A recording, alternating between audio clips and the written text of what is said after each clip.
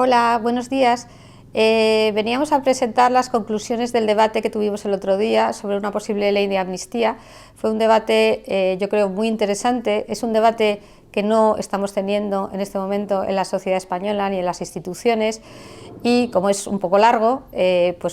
queríamos ofrecer unas conclusiones. Lo primero es que el debate lo abordamos desde una perspectiva no puramente jurídica o técnica, sino una perspectiva más amplia, teniendo en cuenta también el punto de vista democrático, el punto de vista del lenguaje, sociología, historia. Por tanto, no hemos querido reducir un debate que nos parece trascendental para la sociedad española a un debate meramente técnico de constitucionalistas, aunque por supuesto también hemos tenido en cuenta los aspectos constitucionales.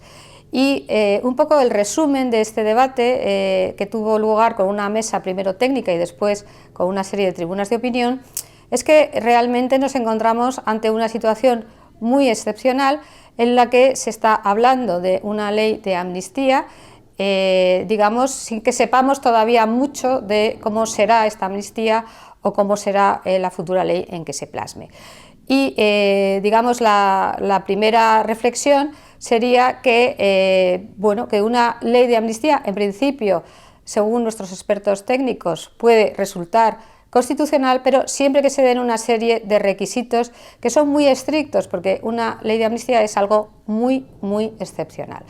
Estos requisitos serían, en primer lugar, que hubiese una justificación suficiente, proporcionada, teniendo en cuenta que la amnistía, como también se dijo en la mesa técnica, es un desgarro para el Estado de Derecho, algo, como digo, muy extraordinario, y que supone vulnerar una serie de principios constitucionales, como el de seguridad jurídica, como el de igualdad, como el de separación de poderes. Por tanto, tiene que haber una justificación muy potente, muy fuerte, para que sea, digamos, constitucional. Esta sería una primera reflexión. Una segunda reflexión es que es dudoso en este momento que estemos en esas circunstancias. ¿Por qué? Porque también se nos recordó en la mesa que este tipo de situaciones o concesiones extraordinarias suelen producirse en épocas, digamos, de transición de una dictadura a una democracia. Fue el caso de la ley de amnistía del año 77 en España, situaciones que se ha vivido un conflicto como una guerra civil, situaciones en definitiva muy excepcionales que pueden dar lugar a la necesidad de tramitar una ley de amnistía, y por tanto no parece que en este momento en España se dé una situación de esta naturaleza. Aunque se habla de un conflicto entre España y Cataluña, desde luego no es un conflicto de estas características, y en cualquier caso es muy dudoso que sea un conflicto entre España y Cataluña. Sería más bien un conflicto dentro de la propia sociedad catalana, donde, digamos, una porción de los electores son independentistas y otra no lo son, máxime si se tiene en cuenta que en las últimas elecciones, además, el apoyo electoral al independentismo ha disminuido. Por tanto, no parece que se den estas circunstancias que justificarían esa amnistía. También se puso de relieve en la mesa técnica que no hubo un debate sobre una posible ley de amnistía antes de la campaña electoral y tampoco durante la campaña electoral, y que además el partido, digamos, que ahora la defiende, el PSOE, había descartado expresamente que fuera una medida que se pudiera adoptar, digamos, por considerarla, entre otras cosas, que podía ser inconstitucional. Por tanto, se ha privado a la sociedad española de un debate público, democrático, sobre una posible medida tan excepcional. A diferencia, también se recordó en la mesa, de lo que ocurrió en 1936 con la amnistía que otorgó el Frente Popular, porque en ese caso sí se había propuesto como una medida del programa electoral y se le había dado mucha importancia. Por tanto, sí que, digamos, las personas que votaron esa opción sabían que había esta ley de amnistía o esa posible amnistía, que, digamos, la refrendaron con sus votos. Esto no ha ocurrido en este caso y es un aspecto importante de falta, digamos, de debate democrático sobre la cuestión. De hecho, también se apuntó en la mesa que realmente el cambio de postura se produce por una situación coyuntural, que son los resultados del 23 de julio, donde, digamos, el Partido Socialista se da cuenta en ese momento que puede alcanzar una mayoría para gobernar siempre que cuente con los votos de los independentistas y en particular de Junts per Catalunya. Es decir, que es una decisión coyuntural que se debe a esa necesidad electoral y no, digamos, a un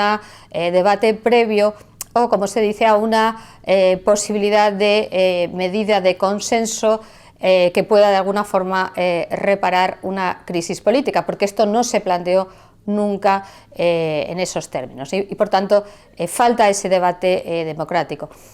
También se apuntó, y eso es una consideración importante, que para una medida tan excepcional en todo caso sería necesario un amplísimo consenso, es decir, que no bastaría con, aunque formalmente sí, también se recalcó que formalmente bastaría con una ley, según algunos ley ordinaria, según otros ley orgánica, pero esto sería lo de menos, no bastaría simplemente con una ley que después pudiera ser refrendada por el Tribunal Constitucional, máxima además por un Tribunal Constitucional que de alguna forma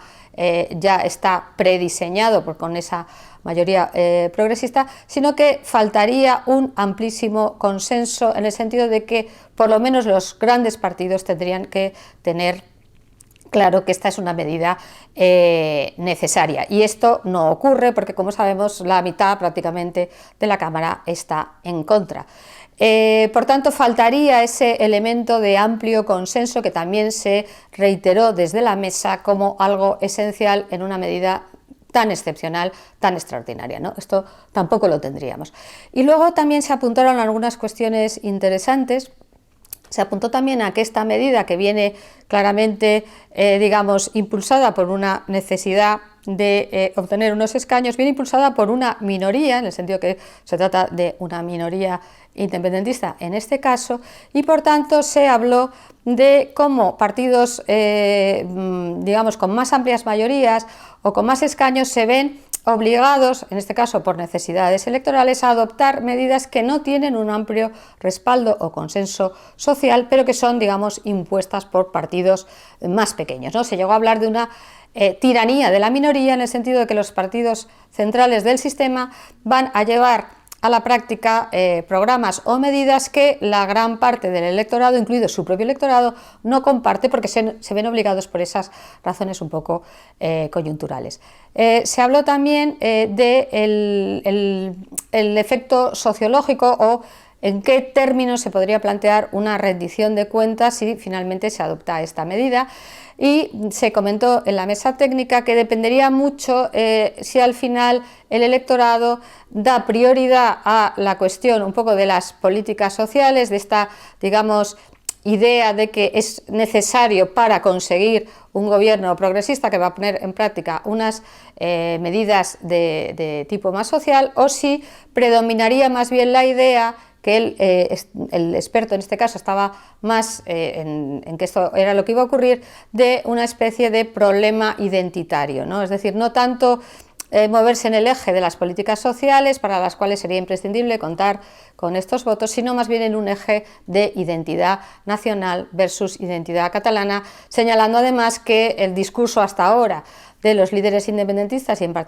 particular de Carles Puigdemont va en esa línea de identidad, reivindicación de la independencia de Cataluña como nación, y no tanto o no en absoluto en el tema de las políticas sociales. Y por último también se abordó la utilización del lenguaje, en el sentido de que hemos vivido durante estos días digamos, una utilización del lenguaje que es un poco tramposa. ¿Por qué? Porque se nos habla de consenso cuando realmente hemos visto que el consenso no existe, desde luego no un consenso en absoluto mayoritario o amplísimo, incluso, como digo, entre los propios votantes del PSOE, pero también no se ha eludido hablar durante mucho tiempo, en particular por el PSOE, de la palabra amnistía, se ha acudido a otro tipo de referencias, y también se está de alguna forma comprando el argumento de la excepcionalidad de lo ocurrido en Cataluña, cuando también se puso de relieve por los miembros de la mesa lo que ocurrió en otoño de 2017 en Cataluña, desde luego fue excepcional, pero lo que, digamos, la reacción que tuvo el Estado de Derecho español estuvo dentro de lo que marca la Constitución, tanto lo que se refiere a los recursos que se pusieron ante el Tribunal Constitucional, el Tribunal de Cuentas o la propia aplicación del artículo 55, sin perjuicio de que pudiera haber excesos en lo que ocurrió el 1 de octubre, pero todo esto se ha llevado a los tribunales de justicia, como ocurre en cualquier Estado democrático de derecho. Y también en general en la mesa se puso de relieve, y también en alguna tribuna de opinión, la preocupación porque de alguna forma esta amnistía pudiera llevar a deslegitimar esa reacción del Estado español como una democracia plena, que es lo que es, y comprar, entre comillas, ese relato independentista de que realmente no vivimos en una democracia plena, estamos en un Estado autoritario que reprime ciertos derechos fundamentales. Por tanto, se veía con preocupación en general en la mesa y en las tribunas de opinión esta, posibilidad, porque supondría de alguna forma que la batalla del relato se habría ganado por, digamos, los enemigos del Estado democrático de derecho del año 78. También se puso de relieve que era también poner en cuestión la propia legitimidad, ¿no?, del Estado constitucional, tal y como lo tenemos desde el año 1978, y que en ese sentido se llegó a hablar un ataque o un riesgo de ruptura de ese gran consenso constitucional que es el de 1978.